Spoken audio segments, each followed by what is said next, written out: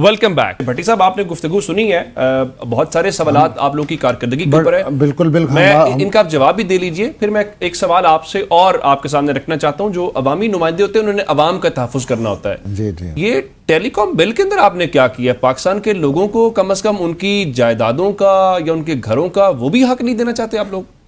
मैं उस साइड पे भी आता हूँ। पहले मैं हमाद साहब ने बड़ा बेहतरीन तज़िया किया है और मैं इसको अप्रिशिएट करता हूँ। अब देखना ये है कि ये देखें, अगर एक टीम अच्छा खेल रही है या एक टीम ने अच्छा खेला और उसका अच्छा ट्रैक रिकॉर्ड था, तो अब ट्रैक रिकॉर्ड क्यों ख़राब हुआ है? अनफिट हो गए खिलाड़ी? नहीं, ऐसी बात नहीं है, अनफिट नहीं हुए। देखिए, इसका मुझे यही अफसोस है। अभी मेरे भाई ने, पंजोता साहब ने, वो भी सरगोदा से हैं, मेरे भाई जानते होंगे, ये अभी ये बात कर रहे थे जी कि यहाँ पे ये हो गया, वो कानून इंसाफ नहीं रहा। मैं अपने भाई से ये पूछना चाहता हूँ कि 2018 में मेरे साथ क्या कानून और आइन इनकी हुकूमत में इंसाफ हुआ था? क्या पंजोता साहब ने उस वक्त कोई ऐसा बयान दिया था कि यार डॉक्टर जुल्फ़िकार के साथ पहुंच जाते? वैसे एक बात जरूर है भट्टी साहब, हाँ जी, हम माजी की बुनियाद के नहीं, माजी देखें, हम हाल को जस्टिफाई कर देते हैं। नहीं, देखें, ऐसी बात नहीं है। मैं कहता हूं कि जब आप किसी को ये कहें कि आपने ये काम किया है, या मैं तो नहीं कहना चाहता आप कहें कि आपने चोरी किया है, तो अगर आप भी रिकॉर्ड याफ्ता चोर हों और आप दूसरे को कह रहे हो कि आपने चोरी की है, तो वो उस रिकॉर्ड याफ्ता चोर को तो अच्छा नहीं लगता। मतलब ये तो उसको अखलाकी लिहाज से भी अच्छा नहीं लगता कि वो खुद ही चोर है और वो रिकॉर्ड याफ्ता चोर है। अगर रिकॉर्ड याफ्ता चोर अगर ये काम करेगा कि दूसरे को चोर कहेगा, तो वो तो बुरी बात है। मैं कहता हूँ जी, ये तो थे हाजी नवाजी और इन्होंने बड़ा आइन और कानून की बालादस्ती की। मैं इलेक्शन जीता हुआ बंदा, मेरे रीस्टैम्प किए, मुझे 2 दहशतगर्द के पर्चे दिए, मेरे बच्चों पे भी पर्चे दिए, और इसके बाद मैं कहाँ से बहाल हुआ? मैं सुप्रीम कोर्ट से बहाल हुआ किन 3 जजेस से, जिसमें बंदयाल साहब थे, जस्टिस मंसूर था और जस्टिस मुनीब था। ये 3 बेंच आप देख लें, ये कोई प्रो PMLN नहीं थे, ये इन पे लेबल था, प्रो PTI थे। मैं उनसे बहाल हुआ और उन्होंने लिखा, इनके पास कोई ऐसा अब तक कोई अदालती फैसला नहीं है। मेरा 2022 का फैसला है, मैं 1 साल MNA रहा, फिर 2022 में फिर मैं MNA बना। मुझे सुप्रीम कोर्ट ने उन्होंने लिखा कि इन्होंने रीस्टैम्प किए हैं, धांधली की है, टेम्परिंग की है, और उसके बाद इनके अब तो आप मुंतखब होके नहीं मुंतखब होके आगे मैं तो तीसरी दफा बना हूँ, इसको बात को छोड़ें।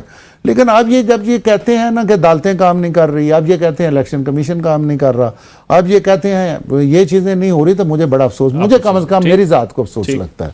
बाकी बात रही है जो देखें, ये कहा कि ये जनाब KPK ने ये अपना एजुकेशन और हेल्थ, आप दोनों सूबों का हेल्थ एजुकेशन में बेशक मुआवजा कर लें, उसके बजट का भी मुआवजा कर लें। अगर देखें एजुकेशन हेल्थ जो है ना, ये इस पे भट्टी साहब एक बात देखिए, ये इल्जाम हम वफाकी हुकूमत पर नहीं धर सकते। नहीं, मैं वो डिवाल्व है ना, 18वीं अमेंडमेंट के बाद डिवाल्व है। एक मिनट सर, नहीं, सूबाई हुकूमत है। देखिए एजुकेशन हेल्थ और ये सब्जेक्ट सारे हुकूमतों नहीं, देखें ये बात ये हुई है, मेरे भाई ने ये कहा है कि देखें, मेरे भाई लायर हैं माशाल्लाह, अच्छे लायर हैं, इनको पता होना चाहिए कि जो एजुकेशन हेल्थ है वो 18th अमेंडमेंट के बाद सूबाई मामला। अब आपने बजट को निकाला फेडरल के, मैं फेडरल की नुमाइंदगी कर रहा हूँ ना, इन्होंने निकाला, वो कहते हैं यहाँ थोड़े पैसे रखे गए हैं, यहाँ तो जनाब इतने अरब रखे गए, वहाँ इतने अरब रखे गए। नहीं, लेकिन वो पंजाब के और KPK का मुआवजा नहीं, उनका नहीं मुआवजा किया, उन्होंने पहले फेडरल और इसका मुआवजा किया। मेरी बात सुने, अगर ये मुआवजा करना चाहते हैं ना पंजाब और KP का, तो ये KP का ले आए बजट और मैं पंजाब के ले आऊँ, हम बैठ के मुआवजा कर लेते हैं, अगला प्रोग्राम रख लेना। अच्छा, दूसरी बात ये है कि देखें, मैंने कौमी असम्बली में जो स्पीच की है बजट पे, ये बात बिल्कुल ठीक है कि हमें बेनज़ीर इनकम सपोर्ट प्रोग्राम जो है, मैंने खुद एज ए मेंबर, मैंने भी और बहुत सारे लोगों ने ये तजवीज़ दी है कि उस जो 818 अरब रुपया हमने रखा है, इसको हमें स्किल प्रोग्राम में लोगों को फेडरल हुकूमत क्या कर रही है? देखें ना, नेवटेक है, PSAB है, यूथ प्रोग्राम है, जितना स्किल की तरफ हमारी तवज्जो है हम कर रहे हैं। तो इसमें आप जितना देखें ना, जितना हमारा बनता है मैंडेट फेडरल का, और तो नहीं कर बाकी तो सकते। सूबे जो है ना, फिर है। अच्छा, पंजाब से अगली बात टेलीकॉम, ये बिल्कुल वहाँ इस बिल में, मैं क्योंकि मैं आपको फ्रेंकली बात बताऊं, मैं उस कमेटी का खुद मेंबर हूं, स्टैंडिंग कमेटी का, जिसमें ये बिल पास हुआ है।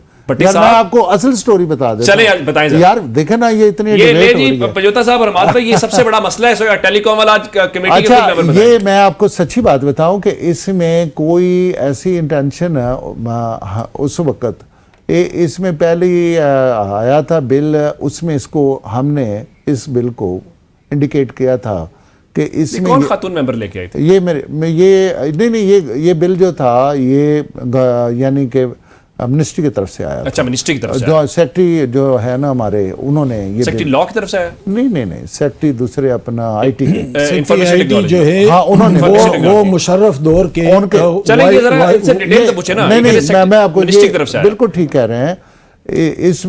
इसमें जो आप कह रहे हैं गलती हुई है ना इसमें, उसमें हमने इसको आप ये कह लें कि पहली दफ़ा ये प्रेजेंट हुआ, इसको डेफर किया, इसको डेफर किया, और हमने कहा कि पीपल्स पार्टी की हमारी 2 कमेटियां बनी हैं, एक PMLN की हमारी कमेटी है लॉ की, एक हमारी पीपल्स पार्टी, क्योंकि ताजी जमात है, फिर आपस में हम मशवरा करते हैं। तो इस कमेटी में जो आपको पता है MQM के जो आपके हैं, जो साबिक हमारे IT के खालिद मकबूल सिद्दीकी साहब, नहीं खालिद मकबूल नहीं, अमीनुल हक हैं, अमीनुल हक हैं, जो साबिक मिनिस्टर IT थे, तो वो उन्होंने प्रेसाइड किया था ये जो है ना कौमी असम्बली में।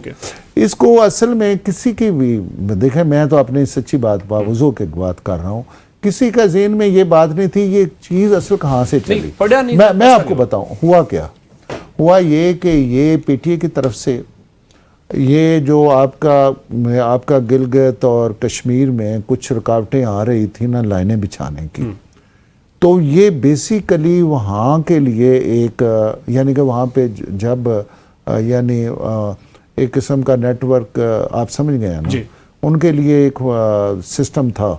तो ये असल जो सामने प्रेजेंटेशन हुई ना, वो आप ये कह रहे हैं कि जो कमेटी को ब्रीफिंग दी गई या कमेटी के सामने प्रेजेंट किया गया, वो गिलगित और आजाद कश्मीर के हवाले से, वो उसके हवाले से पर्टिकुलरली कि वहाँ पे ना ये इशू आ रही है, ये प्रॉब्लम आ रही है।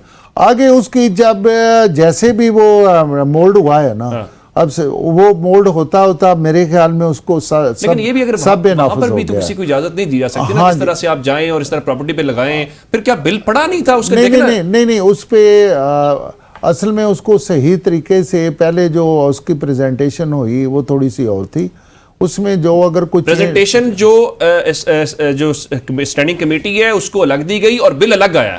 बिल में कोई बाद में तरमीम हुई है, फ्रैंकली बात है, और एक कमेटी आपका किस लेवल पे हुई है, और उसके बाद ये असम्बली में आ गया। फिर आपको पता है असम्बली में बाज़ औक़ात ये बिल जो है कमेटी की तरफ से आता है तो गवर्नमेंट बिल होता है, पास हो जाता है। तो इसमें थोड़ी सी ओवरलुक हुआ है वो, अदरवाइज उसकी किसी की मेरा ख्याल है कि अच्छा पंजोता साहब, ये भट्टी साहब की आपने गुफ्तगू बड़ी तफसील से सुनी, ये है आप लोगों से असल शिकवा जो आप पर सवालात उठाए जा रहे हैं अपोजिशन के ऊपर। ये बिल भी पीपल्स पार्टी को उसका हिस्सा है, पीपल्स पार्टी ने ही रुकावट खड़ी की, पीपल्स पार्टी ने सवालात उठाए।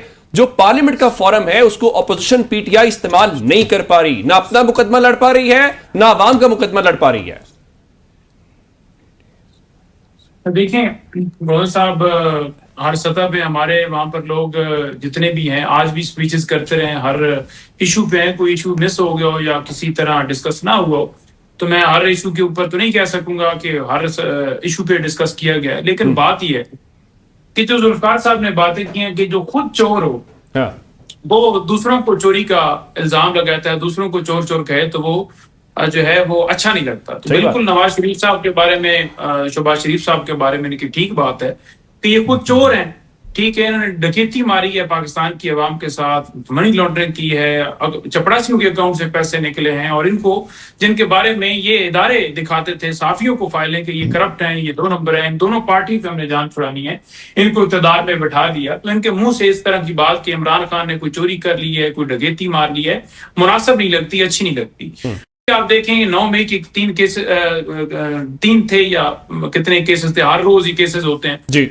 मुख्तलिफ रहनुमाओं को 10-10 साल सजाएं दे दी गई हैं, जिसमें डॉक्टर यास्मीन राशिद हैं और जितने लोग उधर हैं, महमूद कुरैशी साहब को बरी किया गया लाहौर वाले केस के अंदर। जी, मेरा इसमें यह है कि एक नुक्ता यह है कि अगर एक मुकदमा है तो उस पर एक दफा सजा होती है, 100 दफा सजा नहीं होती। तो ये मुकदमे जुडिशियल कमीशन इसलिए नहीं बना रहे क्योंकि इनको पता है कि सीसीटीवी फुटेजेस, हर चीज, कैसे गाड़ी से लोग उतर रहे थे, कैसे लोगों को जाने दिया, कैसे परवेज खट्टर को काबीना में लिया गया, या फयाज हसन चौहान आज बरी उज़िमा है, या अंदलीब अब्बास जो डॉक्टर यास्मीन राशिद के साथ थी, वो फिर रही थी दंदनाती, और 10,000 वर्कर्स हमारे एक प्लान के तहत कैसे गिरफ्तार की गई, वो सारी चीजें एक्सपोज हो जाएंगी। लेकिन शाह महमूद कुरैशी को जो बरी आप कर रहे हैं, अगर वो बेगुनाह थे पिछले मुकदमात में, पहली दफा आपने बरी किया, फिर दूसरी दफा जब सजाएं हुई तब भी आपने बरी किया, आज तीसरी दफा भी बरी कर रहे हैं, तो ये इनको आपने जेल में पाबंद सलासत रखा, फिर क्यों आपने उनको गिरफ्तार करके रखा? यानी इतनी आपकी एविडेंस कमजोर है, इतने आपके सबूत कमजोर हैं कि 2 साल के बाद, 3 साल के बाद आप लोगों को बरी कर रहे हैं। तो मतलब यह है ना कि केसेस फैब्रिकेटेड थे। और इसकी वाज़ह मिसाल सरगोदा में एटीसी के जो जज थे उन्होंने दे दी थी, जब उन्होंने उमर अयूब और शिबली फराज को बरी किया कि फैब्रिकेटेड एविडेंस है, कोई शवाहिद नहीं मिलते, कोई एविडेंस नहीं है, एक ही गवाह है जो टेबल के नीचे छुप के बैठा है, वो हर जगह पर उसकी गवाही पेश की जा रही है, तो लिहाजा हम बरी करते हैं, खत्म हो गए मुकदमे। ऐसे माहौल के अंदर भी अगर आप समझते हैं कि अदालतें आजाद, और भट्टी साहब ने खुद फरमा दिया कि 3 मेंबर बेंच ने, जिसको प्रो पीटीआई कहा जाता है, देखें प्रो पीटीआई इसलिए कहते हैं कि वो इंसाफ की बात करते हैं, क्योंकि तहरीक इंसाफ का मकसद जो है वो इंसाफ है पाकिस्तान के अंदर। अगर इंसाफ वाले जजेस को कहें कि नहीं, इंसाफ और तहरीक इंसाफ दो अलग अलग चीजें हैं मुजद्दा साहब, वो पार्टी है, इंसाफ एक और चीज है। जी नहीं, इंसाफ के ऊपर मबनी फैसले देने वाले जजेस को, क्योंकि हमारा मोटो इंसाफ है, तो उसको ये कह देना कि ये प्रो पीटीआई हैं, तो ये इस बात से वाज़ेह सबूत है कि भट्टी साहब खुद जो हैं उन जजेस से बहाल हुए। तो मतलब ये है कि इमरान खान के दौर के अंदर अदलिये में मुदाखलत नहीं थी। इमरान खान के ऊपर मुकदमा जो दर्ज है एटीसी कोर्ट के अंदर आज भी चल रहे हैं 2014 के धरनों के, उन्होंने अपने दौर के अंदर भी अपने मुकदमे खत्म नहीं करवाए कि अदालतों को टूल के तौर पर इस्तेमाल। अभी तो आपके अफसार आलम कह रहे हैं कि मोहसिन नकवी साहब फॉरवर्डेड एज रिसीव्ड चलाते हैं कि भाई इस तरह से फैसला करो। 6 जजेस के साथ क्या हुआ, तारिक जहांगीर साहब ने 3 हल्के इस्लामाबाद खोलने की बात की, उनके साथ क्या हुआ, सरगोदा लाहौर के अंदर चीफ जस्टिस शहजाद साहब थे, उनको सुप्रीम कोर्ट में भिजवा दिया गया। और ये पूरी साख्त बनाई गई जुडिशियल कमीशन में, जहां पर पीएमएल की तादाद ज्यादा करके अपने मर्जी के जजेस। बिल्कुल ठीक है, आप बड़े बुनियादी जो सवालात हैं वो उठा रहे हैं, इसको आगे बढ़ाते हैं, जरा ब्रेक का कहा जा रहा है, ब्रेक से वापस आ गए।